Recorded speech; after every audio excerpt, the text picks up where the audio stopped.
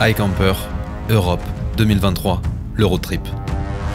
C'est 10 jours, perdus au milieu de la chaîne des Pyrénées. Nous partons de Bagnères-de-Luchon, à mi-chemin entre l'océan et la Méditerranée. L'objectif est de longer la frontière séparant la France de l'Espagne par les crêtes des montagnes, jusqu'à rejoindre la Méditerranée, son eau turquoise et ses criques isolées. Nous avons pour première mission de relever ce défi et d'arriver intacts. Les paysages grandioses et les sentiers escarpés mettront à l'épreuve nos compétences de conduite tout-terrain et notre esprit d'équipe. Notre deuxième mission, c'est de documenter cette aventure, créer du contenu photo et vidéo qui serviront à nos sponsors pour tous leurs médias sur les 2 prochaines années. Pour ce faire, nous allons escorter 3 professionnels de l'image venant tout droit de iCamper États-Unis. If you're making tea, make tea like how you normally would. Just be happy about making tea. Aaron, boit de l'eau au goût melon salé, prend un malin plaisir à régler les échelles des tentes de toit. Moi j'avais pas la notice, moi c'est pour ça. Aime mettre le Defender en position haute. Yeah, you see how high it is right now? I raised it up. La terre entière sait qu'il est diabétique. I want a cheeseburger! Jesse se fait surnommer Mr. Coconut, définitivement le Julien Doré américain. Maîtrise le langage trucker texan, animateur radio à ses heures perdues.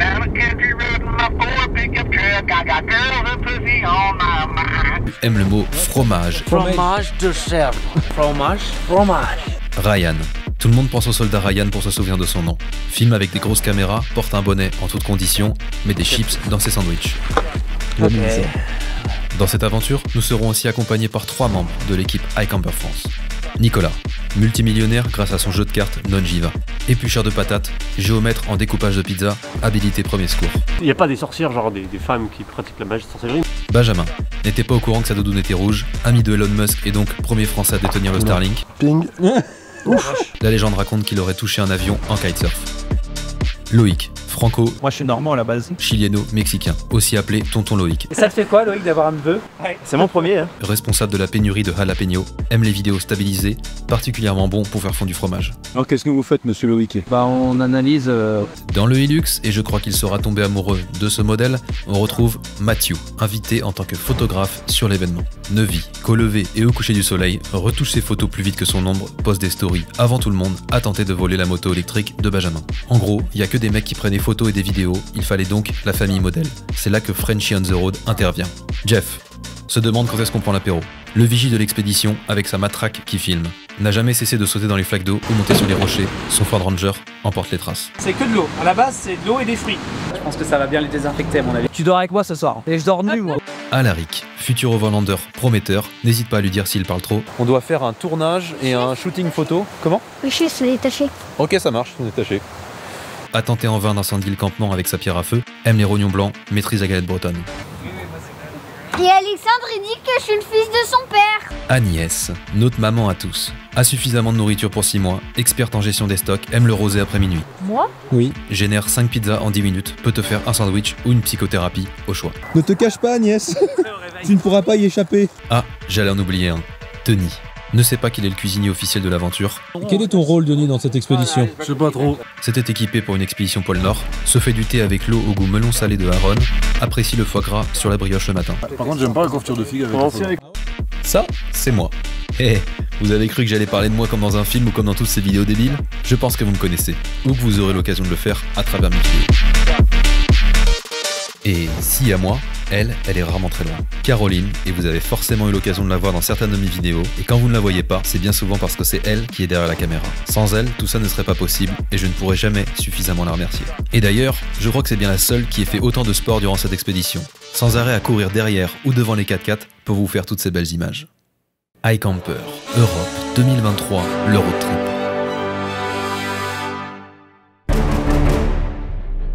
Bienvenue dans le 7e épisode de notre série iCamper Europe 2023, le road trip. Si vous avez raté nos précédentes aventures, n'hésitez pas à les visionner maintenant ou à la suite de cette vidéo. Dans l'épisode précédent, notre aventure nous a menés en Andorre, un moment très spécial pour nous car nous nous apprêtons enfin et après plusieurs années à concrétiser un rêve, s'installer en Andorre. Nous n'y sommes pas allés par 4 chemins, mais directement par un des plus arpentés. La présence de neige sur la route rendait nos véhicules instables, chaque virage exigeait une concentration totale et une maîtrise précise pour dompter la nature sauvage qui nous entourait. Ce moment a profondément marqué notre aventure.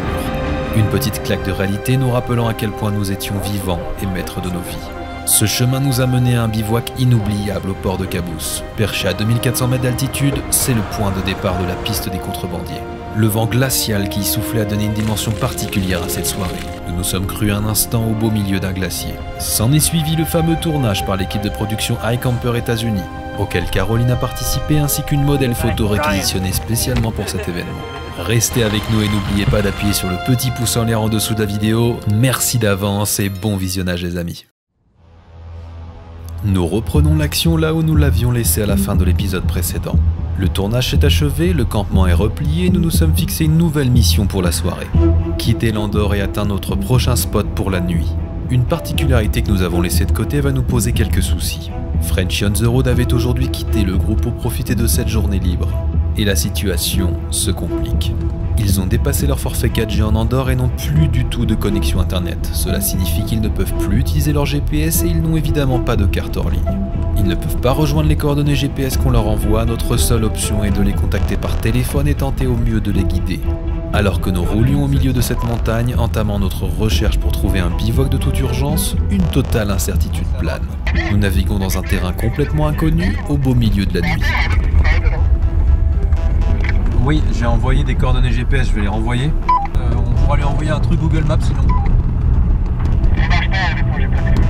Ce qui se passe actuellement, c'est que tous les outils ne prennent pas en charge les coordonnées GPS brutes.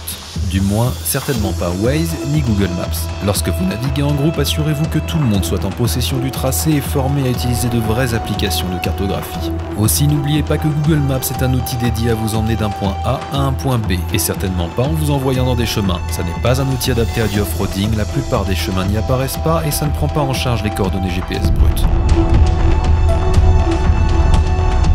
J'interromps brièvement votre programme concernant le dernier logo que vous venez de voir, Henry Redbeard Automobile. Ceux qui me suivent sur Instagram le savent déjà, je réside dorénavant en Andorre.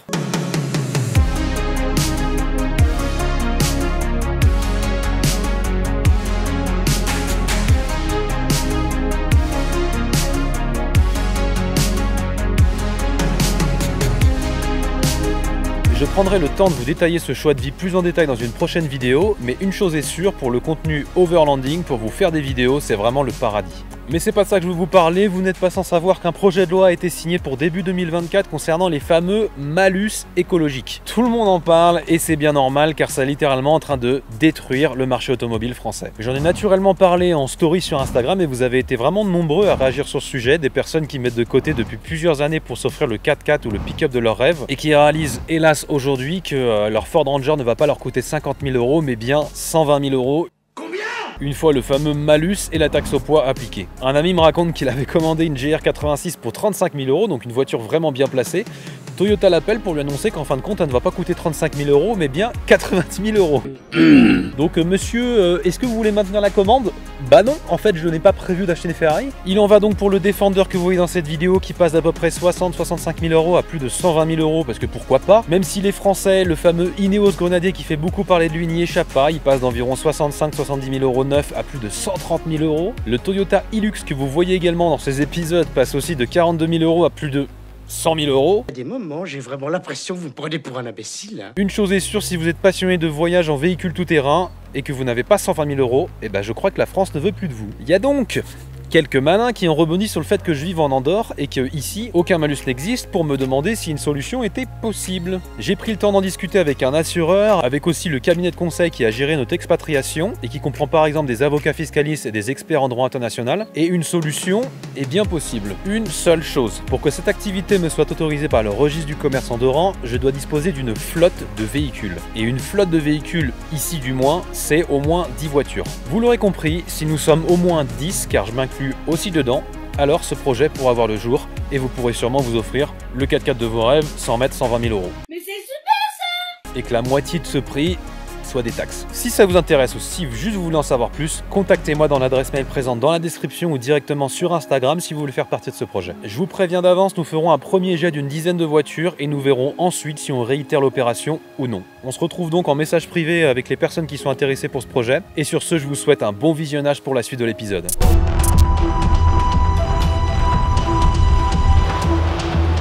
Bon, le spot est trop compliqué, beaucoup trop anguleux. J'en avais mis un autre qui aille plus loin là-bas, mais ils ont peur que ce soit une mauvaise idée parce qu'ils veulent pas trop qu'on cherche toute la nuit et ça je le comprends tout à fait. Donc par sûreté, on va tous se diriger vers un campement Park Fortnite que Mathieu avait envoyé. Et donc du coup, ce spot qui était un peu plus loin, bah, en fait on passait devant. Donc c'était pas très grave de faire le petit détour.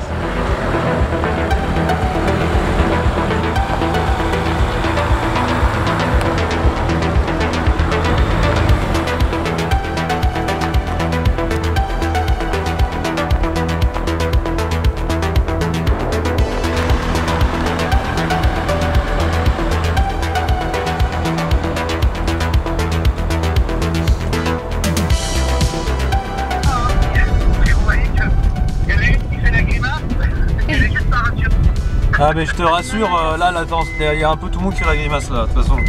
Non mais du coup on t'attend à cette intersection là. Ouais bah écoute, ouais, ok bah c'était moi qui Toki. Ah bah si. Ah bah oui, ça se trouve on va s'entendre si t'es pas si loin. Bah, essaye, moi je te garde au téléphone, on essaye pour voir. Mais un shot. Attends jusqu'au 4x4 là. Ouais, bah, de toute façon je te garde au téléphone. Ok, franchement c'est n'importe quoi là ce soir.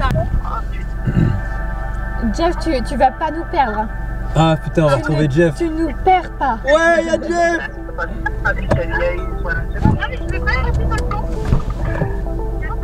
Ouais, y'a Jeff.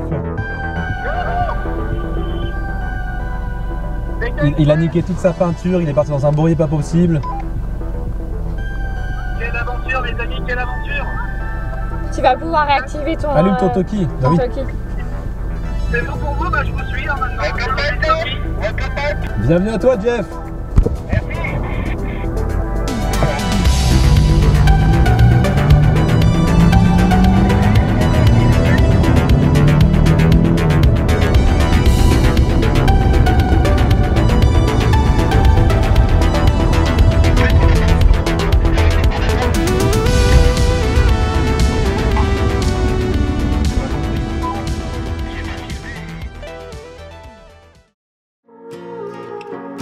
Bon, là c'est la première fois qu'on arrive aussi tard sur un campement. Du coup on a terminé, comme vous avez pu le voir, tout le shooting photo avec Laïa et Caroline. Ensuite après, bah moi en fait j'avais mis un camp spot que j'avais mis il y a 4-5 jours, un truc comme ça, que j'avais mis en prévision. Il y a Jeff en fait qui s'était séparé du groupe parce qu'en fait c'était une journée libre, un peu quartier libre, donc chacun faisait un peu tout ce qu'il voulait, s'il y avait des courses, des lessives à faire, des choses comme ça. Donc du coup Jeff, Agnès et Alaric, la petite famille de Frenchie on the road, ont décidé du coup de partir faire une petite escapade dans Andorre-la-Vieille. Et le truc c'est que du coup vu qu'ils sont partis beaucoup plus au sud que nous, et bien du coup on leur a proposé eux qu'ils aillent tester des parcs Fortnite que Mathieu avait envoyé. Donc il avait envoyé plusieurs parcs Fortnite, je crois 2. Donc du coup ils y sont allés, le premier était trop de glace, impossible, impraticable. Ensuite, enfin vraiment en fait lui, et puis quand Frenchie on the road te dit que c'est impraticable, c'est que vous avez pu le voir dans quelques images.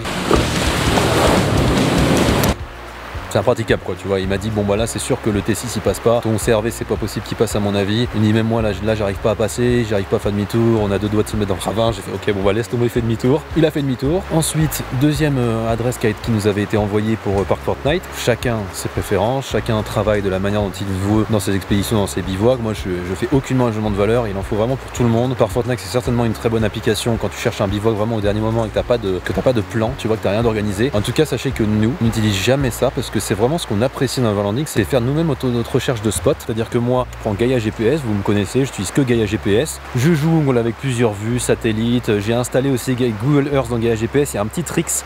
Vous me direz si vous avez envie de savoir comment ça fonctionne, mais il y a un petit tricks pour foutre Google Earth dans Gaia GPS. C'est pas très légal le truc parce qu'en gros, normalement, tu dois payer pour ça, mais il y a une petite combine avec une API, une petite clé, un code embed à ajouter. Je sais pas si ça fonctionne encore, mais en tout cas, si vous l'avez fait une fois et qu'après c'est patché, vous pouvez le garder en fait. Alors je sais pas si tout le monde peut encore le faire, mais moi en tout cas ça marche. Du coup je jongle entre plusieurs vues satellites, Topo, Earth et Esri, je crois, Esri imagerie, un truc du genre. Donc je jongle avec plusieurs trucs et puis après moi j'adore en fait regarder sur les sentiers où est-ce qu'on peut se mettre, etc. Je regarde les rivières, je regarde les placements, je regarde l'altitude, est-ce que c'est plat, enfin j'adore faire ça. Donc moi du coup j'utilise jamais Park Fortnite, et les 2-3 fois on l'a utilisé en mode dernier secours parce que bon on avait rien, il faisait nuit, etc. Et ben on avait été super déçus avec Caroline. À chaque fois c'était vraiment pourri en fait. Enfin c'était soit il y avait des déchets, etc. parce que tout le monde y passait, soit il y avait déjà plein de vannes et plein de 4x4 parce que bah tout le monde connaissait ce spot, ou alors au contraire bah c'était tout simplement naze, ou alors c'était fermé, il y avait une barrière. En fait c'est des trucs qui sont connus, donc du coup les forces de l'ordre ils vont forcément contrôler dans ces endroits là, ils vont forcément venir par fermer ces endroits là parce que les gens jettent des poubelles, ils chient par terre, etc. C'est un peu dégueulasse et pour moi c'est pas de l'overlanding, tu vois, de faire du Park Fortnite Peut-être qu'il y a des pays dans lesquels les parcs Fortnite, enfin, franchement, ouais, ça n'a aucun intérêt. Tu prends le moindre sentier comme ça sur une montagne, tu le suis et puis à un moment tu te mettras dans une épingle, à un moment il y a un petit champ qui va s'ouvrir, tu vas dedans. Enfin, il y a vraiment une tonne d'opportunités pour sortir à un moment, tu vois. Enfin, vraiment, il y a...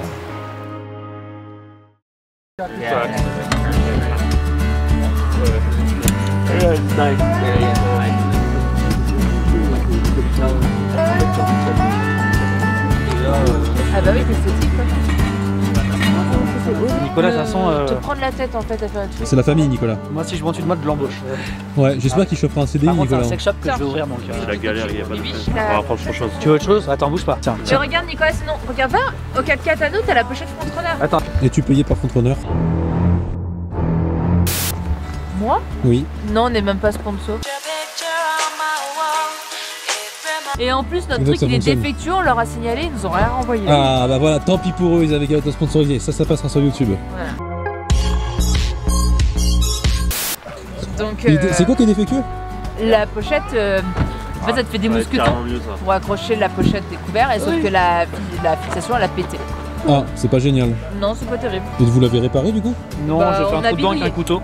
Et du coup, ça y va très bien. Ouais, mes Agnès, tu crottes c'est chopes pareil, la lanière a pété, j'ai fait un trou dans mes Bah, crottes. voilà. À la perceuse. Un petit peu, elle a dit.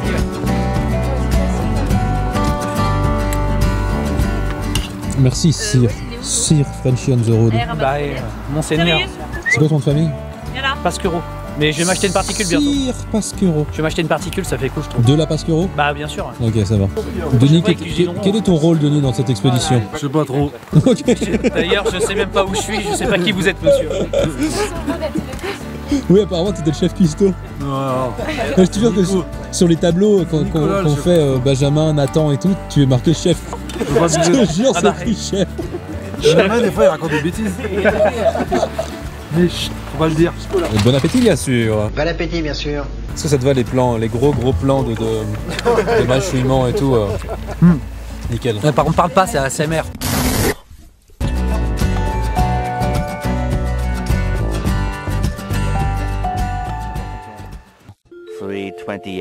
AM.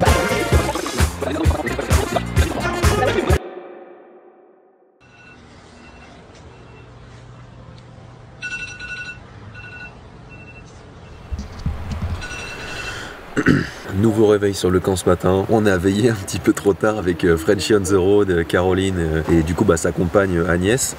On a passé une très bonne soirée. Je pense qu'on avait tous besoin de relâcher un petit peu la pression de la journée d'hier où c'était un petit peu compliqué en termes d'organisation comme je vous l'avais dit. On s'est un peu relâché. Je me suis dit ce soir je vais poser la caméra parce que c'est vraiment important aussi de vivre ces moments-là, les instants humains et les moments de camp avec les gens sans toujours sortir la caméra, même si c'est pour ça qu'on est là quand même. Mais c'est vrai qu'à filmer tout le temps, puis après décharger les cartes SD, travailler un petit peu sur mon ordinateur, etc. Tu peux pas être partout et du coup tu peux pas vraiment nouer des liens avec les gens, rentrer un peu plus en profondeur dans l'intimité, dans les relations, dans les échanges, dans les discussions. Et donc du coup hier ça nous a vraiment fait du bien de lâcher prise, de se dire ce soir écoute, on se pose, on fait un peu comme ceux qui sont venus pas forcément pour faire de la photo, etc. C'est-à-dire on vient pour profiter comme si c'était des vacances. Et hier soir du coup je vous ai quand même posé la caméra parce que je ne peux pas m'en empêcher, histoire que vous voyez un petit peu à quoi ressemblait le campement, etc. d'hier et puis là un peu l'ambiance et comment est-ce que c'était disposé. Mais en tout cas on a passé une excellente soirée avec l'équipe Frenchy on the road, avec leur petite famille, parce que nous on a veillé jusqu'à 4h30 du matin, oui, vous avez entendu, 4h30 du matin, et on a sifflé le cubi de rosé, ouais. On a quand même sifflé le cubi de rosé. Alors ça fait plaisir, surtout que moi du coup je buvais quasiment pas depuis le début parce qu'en fait à chaque fois que les mecs prenaient l'apéro, moi j'étais encore en train de ranger des trucs, en train de filmer l'ouverture de ma tente, le déploiement de disque série, j'étais encore en train de faire des photos, ou alors je faisais des transferts sur mon disque dur pour être sûr de pas avoir de carte SD pleine, la capacité des batteries, etc. Donc c'est vrai que moi depuis le début j'ai dû boire une bière depuis le début de tous les jours et c'est tout quoi. Et à chaque fois j'étais pas à l'apéro, mais ça me dérange pas parce que comme je vous dis, on est venu là pour ça, moi je suis venu là pour ça, ça engage également des frais aussi de mon côté forcément. Moi c'est ma manière on va dire de les rentabiliser, c'est de créer du contenu, que ce soit pour iCamper, à Vendor, mais également pour moi, pour ma chaîne YouTube, pour Instagram et donc pour vous. Un commentaire à ajouter monsieur Kenzo? Un commentaire à ajouter monsieur Kenzo? Est-ce que toi aussi t'as veillé tard hein? Alors lui il fait la gueule là. Lui il fait un petit peu la gueule là. C'était beaucoup trop tard papa. N'importe quoi. J'ai pas eu le temps de dormir là. Donc vraiment une super soirée avec eux et tout ce que je peux vous en dire c'est qu'ils sont super cool. Frenchy me disait qu'il n'était pas encore hyper à l'aise à la caméra quand il parle, quand il s'adresse à vous, pour les personnes qui regardaient sa chaîne YouTube. Et ben je vous assure qu'il va le devenir avec le temps, parce que toujours comme ça au début c'est pas évident. Mais je vous assure que dans la vraie vie, c'est un sacré personnage et il fait clairement partie des personnes qui mettent une super ambiance sur le campement. Donc merci à toi mon pote Jeff, parce que franchement j'ai noué des bons liens d'amitié avec toi sur cette soirée et ça fait très plaisir. On a passé une très bonne soirée avec Caroline. On a bien rigolé. Je vais reprendre mon PC portable avec Gaia GPS et je vais faire le tracé de notre journée. Et aujourd'hui, normalement, on devrait pouvoir faire du off-road. Un commentaire, Nicolas? Les kiwis, c'est bon pour la santé. Un commentaire, monsieur? Ouais, moi aussi, ouais. Ouais, mais je suis content. Moi aussi. Voilà. Des petits... Ouais, exactement, je suis des petits yeux, mais je suis détendu.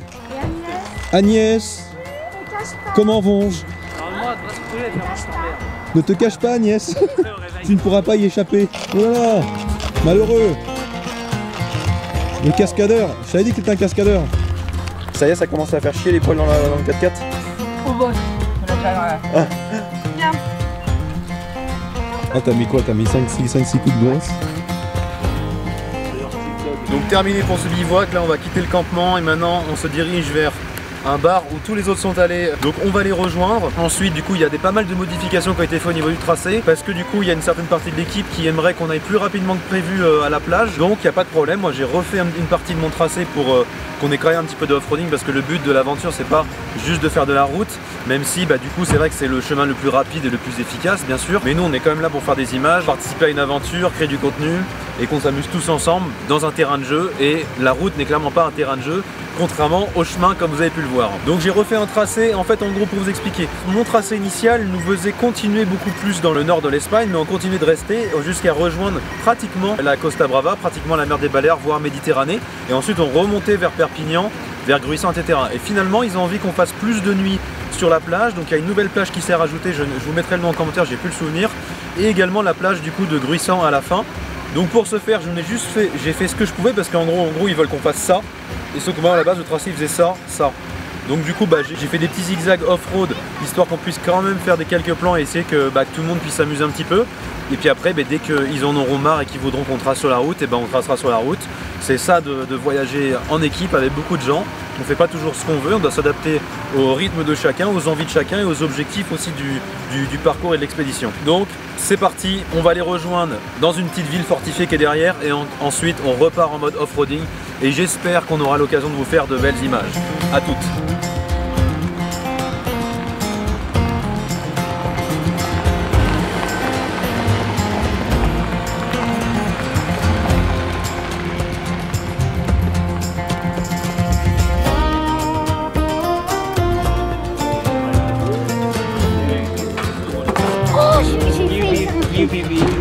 La pause en décalé, en fait, ça décale tout. En fait, à chaque fois que c'est là,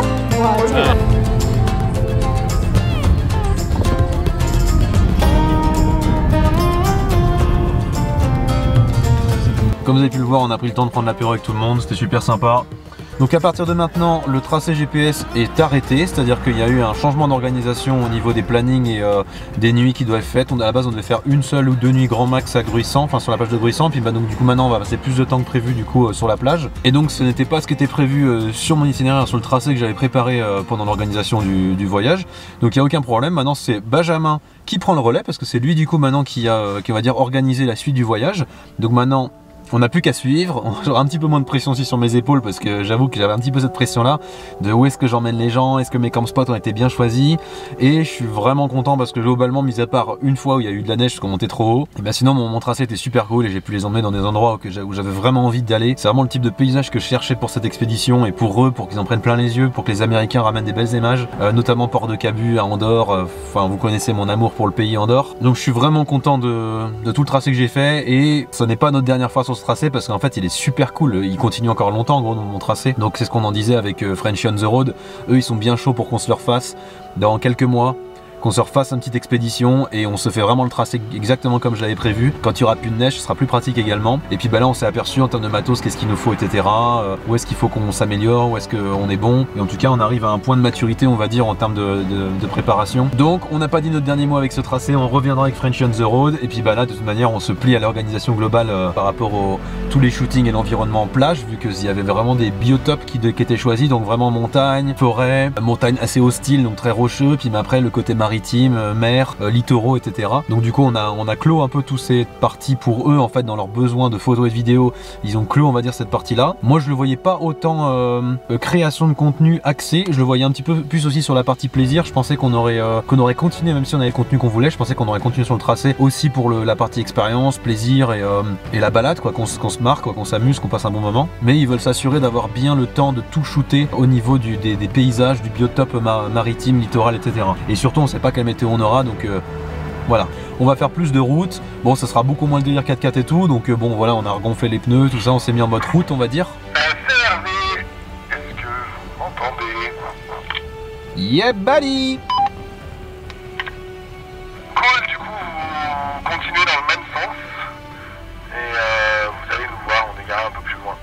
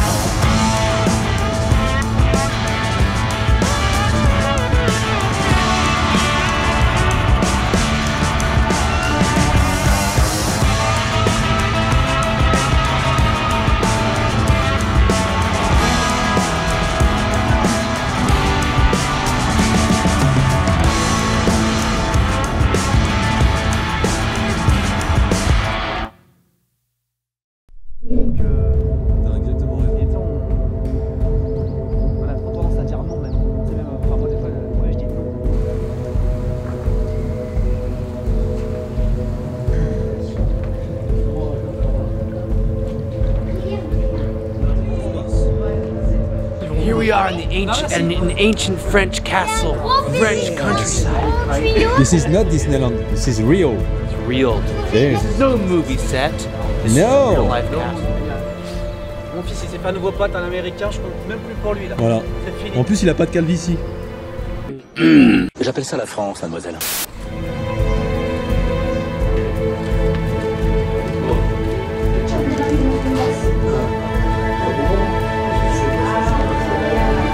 Pas mal, non? Ouais, c'est vrai. Il n'y a pas des sorcières, genre des femmes qui pratiquent la magie de sorcellerie, mais c'est un symbole un peu ici. Ah ouais? Villefranche sur Ok, c'est vous. Conflans.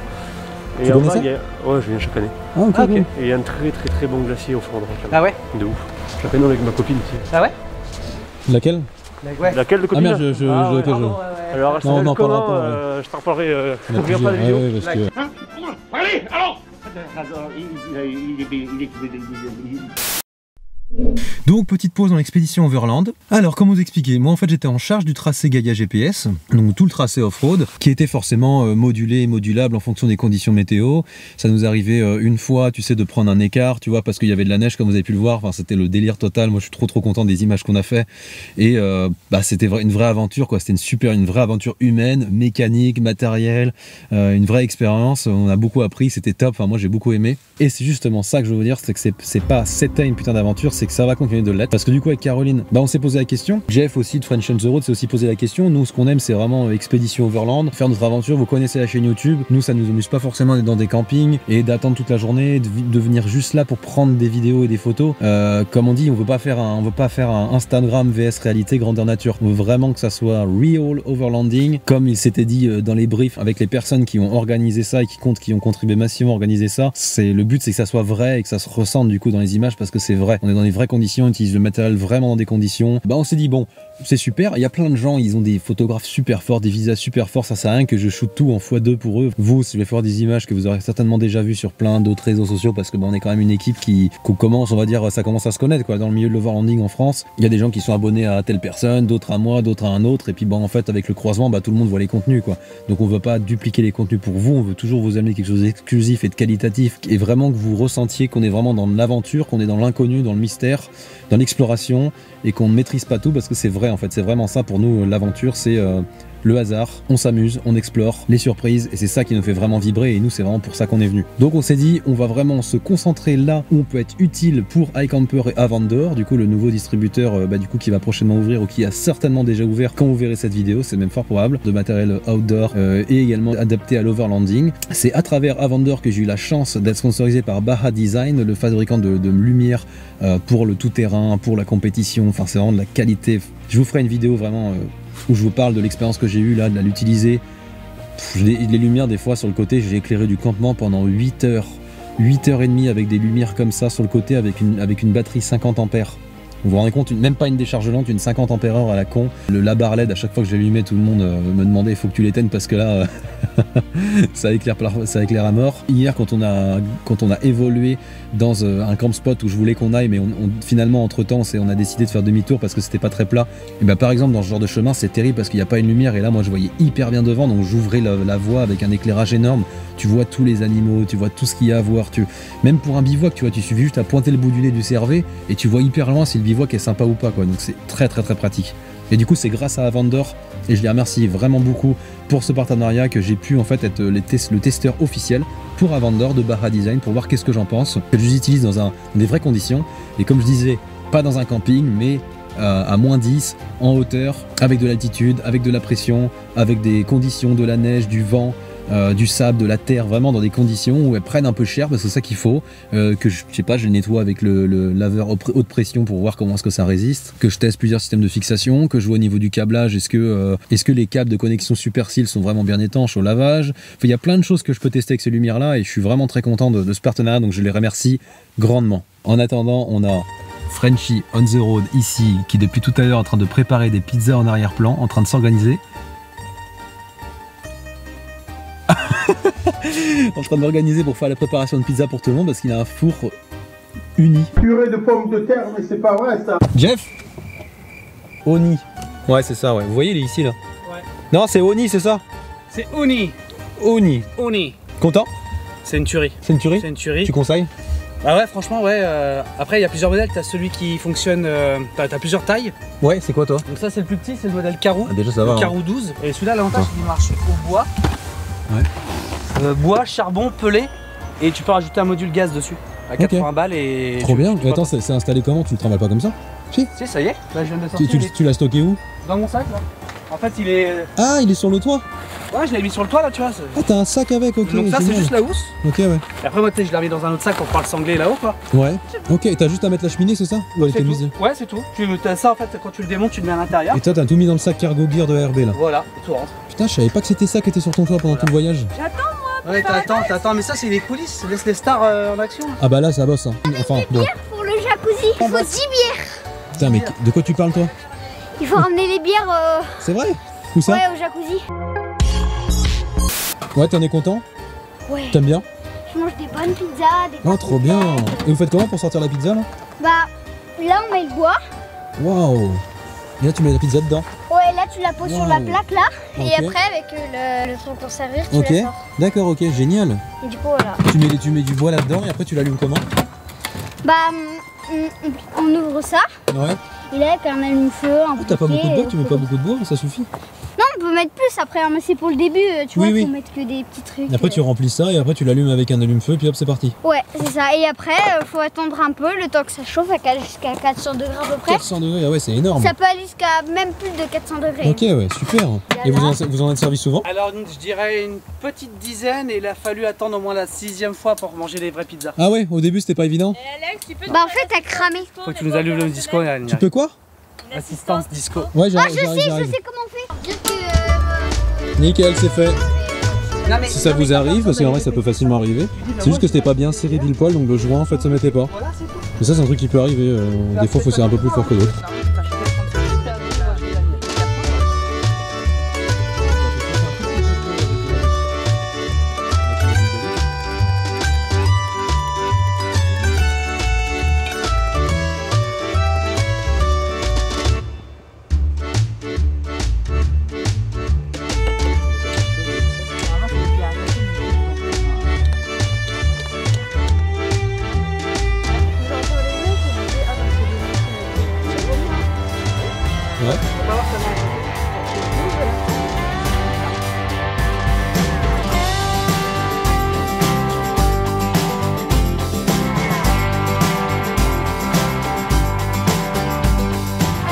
Donc là pour faire le comparatif, je vais sortir ma scie Silky japonaise que vous avez peut-être déjà vu dans des vidéos parce que je m'en sers rarement, mais je m'en suis déjà sorti pour couper des troncs, hein. J'ai déjà coupé des troncs avec. Elle est pas longue mais c'est une lame japonaise, donc ça rend bien foutu, c'est solide et ça coupe fort. Donc on va essayer celle-ci pour voir un peu. Bon allez, elle arrive comme ça, là t'as une petite lanière qui te permet de la mettre du coup à ta ceinture. Et tu l'ouvres comme ça, elle est comme ça, et sauf comme ça. Et voilà. Silky Gumboy 210, t'as plein de tailles. En vrai, celle-ci, moi je l'ai achetée à la base, c'est bien made in Japan. Je l'ai achetée à la base pour le côté bushcraft, bivouac, voyage en canoë, en vélo, etc. Donc je voulais quelque chose de léger et petit. Mais en vrai, si c'était à refaire, prenez le plus grand possible. Parce que plus tu prends grand, plus tu pourras tromper et couper des gros troncs en fait. Et ça envoie fort, normalement. Après ton bois, il a pas l'air léger non plus. Donc on va tester. On va voir ça. Ouais. On essaie avec celui-là D'abord, si tu veux pas te fatiguer pour rien, ceux-là faut les couper en deux en gros. Je vais essayer celui-ci pour moi. Comment tu l'as mis? Un peu gros. Ouais, ça coupe. Ça coupe bien.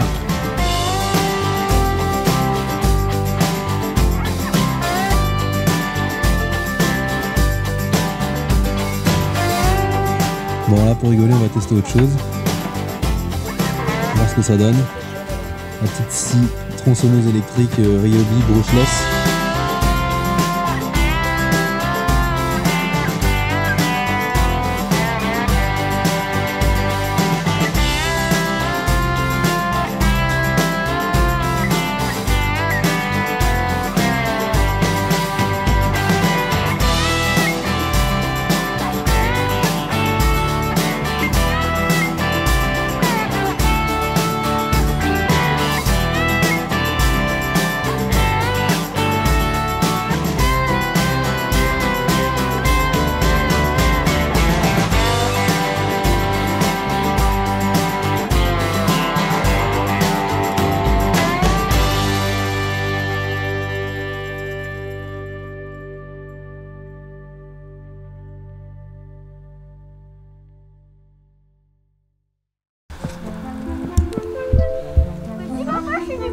Regarde.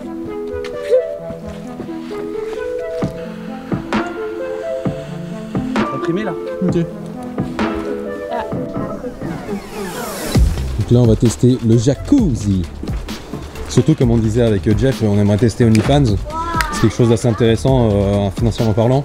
On peut se faire un peu d'oseille avec nos corps. Ouais voilà exactement, bah ouais. Et là on va commencer par les pieds puis après on verra. Ouais voilà, si ça marche pas on est... Voilà parce que bon, c'est ça ouais. Ouais c'est bien. Alors c'est un jacuzzi overlanding. C'est fabriqué par iCamper. Donc là en fait on est au milieu des Pyrénées, ça se voit pas mais... On l'avait ramené sur la galerie. Voilà c'est ça. Donc, là il tombe sur l'IcoFlow. Et puis c'est la quantité d'eau qu'on a à chaque fois qu'on transporte avec nous pendant le bivouac. Oui voilà, c'est pour ça que tu chasses du cul un peu. C'est pour ça que je suis un peu chargé. Tu m'as dit tes lames elles commencent à être rincées. Exactement.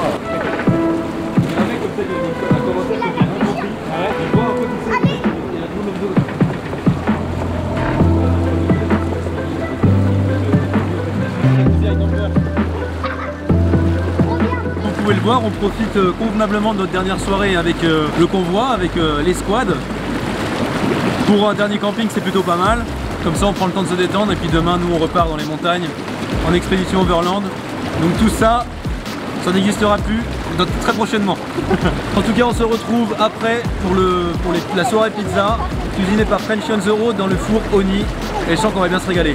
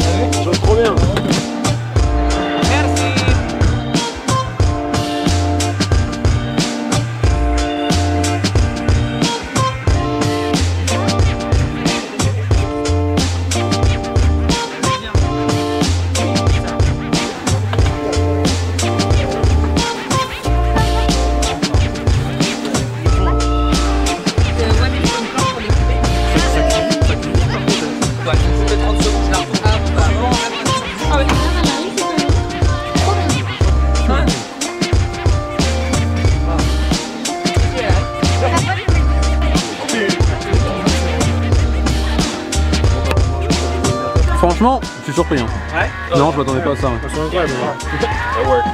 Surtout pour la durée de cuisson. Parce que ça cuit hyper vite. Je crois que c'est 400 degrés de mémoire. Ok, ouais. Et normalement c'est 1 minute, donc 2 fois 30 secondes tu la retournes. Donc en gros, à vous deux, en 10 minutes, vous avez une pizza quoi. Bah de toute façon on va ouvrir une pizzeria ambulante. Il y a la pâte à préparer. Oui, il y a la pâte à préparer aussi. Il faut attendre le lever, tout ça. Bah voilà, là c'est le plus difficile de faire la pâte. Bah oui, c'est ça. Après là tu te régales à faire la garniture, ce que tu veux, tout ça. Ouais. Mais Agnès, elle a mis la bonne poigne pour faire la bonne pâte. Ah mais attends, 10 minutes pour une pizza, vous pouvez mettre moins de 10 minutes pour une pizza, ça veut dire qu'en en une heure t'en fais peut-être 8. Non mais on va se reconvertir pizzaiolo, tu vois. Ça va trop vite. Moi c'est ça qui m'impressionne, c'est le débit. Ils enchaînent. Tu prends et au cul du 4x4, nouveau concept hein. Bah oui hein. Bah ouais. Combien la pizza? 25 €? 25 balles, mais c'est une pizza faite outdoor. Ouais, c'est une pizza overlander. Dès que tu mets le mot overlander, tu rajoutes la taxe. Ah bah c'est ça, c'est tout de suite. T'as la taxe overland.